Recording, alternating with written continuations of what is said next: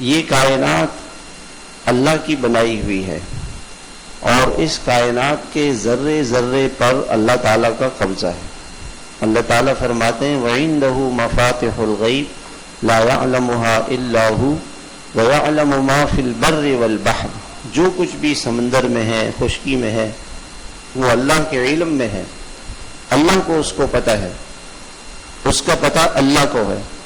وَمَا تَسْقُطُ مِن وَرَقَةٍ إِلَّا يَعْلَمُهَا، ایک پتا بھی اگر درخت سے گرتا ہے نیچے تو اللہ کو اس کا علم ہے۔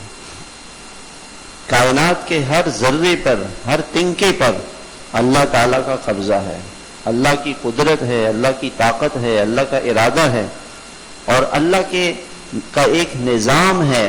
اس نظام کی وجہ سے یہ سارا کائنات چل رہا ہے۔ یہ نہیں کہ یہ کائنات خود بخود چل رہی ہے، یہ زمین سے پانی، بادل، زمین، اللہ تعالیٰ سورج کو سمندر پر، سورج کی کرنیں سمندر پر پڑتی ہیں اور سورج سے بخارات اوپر جا کر بادل بن جاتے ہیں، پھر ان بادلوں میں پانی کون جمع کر کے رکھتا ہے؟ وہ اللہ ہے۔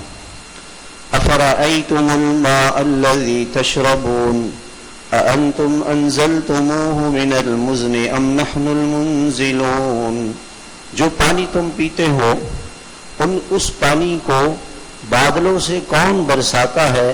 وہ اللہ ہے، وہ اللہ ہے۔